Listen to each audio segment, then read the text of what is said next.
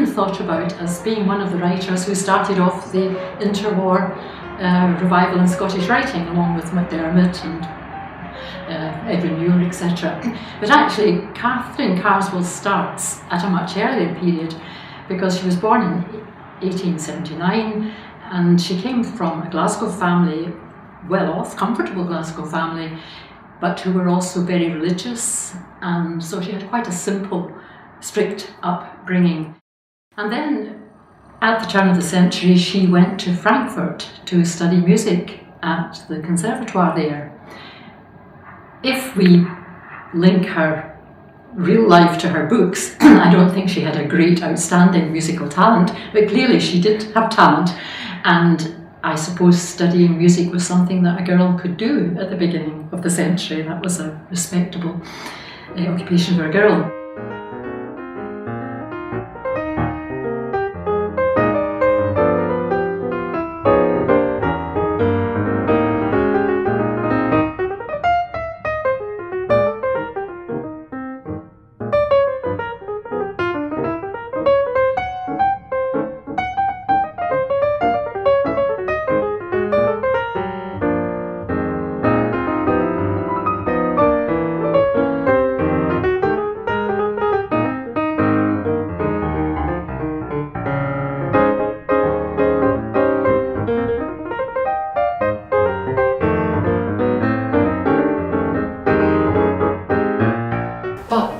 It was a bit of a disaster, because unknown to her, the young man suffered from mental illness. The Raleighs knew about this, and on her honeymoon she discovered, in fact, that he wasn't quite, as stable as she had thought.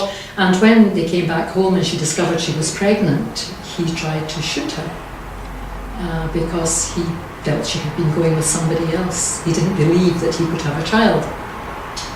So there she found herself at the age of, I don't know, about 26. And she came back to Glasgow with a young daughter, and she then fought a legal case to have her marriage annulled, which she was successful in 1908. And she began to write for the Glasgow Herald. I think she'd started writing for the Glasgow Herald about 1905. She wrote reviews, and I suppose became part of a Glasgow scene, but she would be very much restricted because of living in her mother's house and having her daughter. On her mother's death, she went down to London because she had become friendly with a group at the art school, and she had started an affair with a man called Greifenhagen, Maurice Greifenhagen, quite a well-known painter at that time, and he had come up to Glasgow to be head of the painting school. And I don't know whether she thought if she went to London, perhaps it would be easier to carry on her affair there, because clearly Glasgow's moors were not very much favourable to that.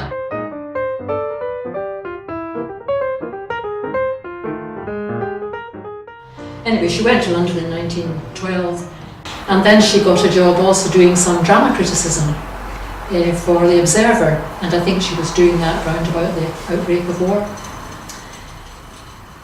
So she had turned herself from a music student into a journalist, and it was through the journalism in Glasgow for the Glasgow Herald that she actually came in touch with D.H. Lawrence, because she reviewed his early books, his first book, The White Peacock, favourably, Sons and Lovers, and she met Lawrence in June 1914.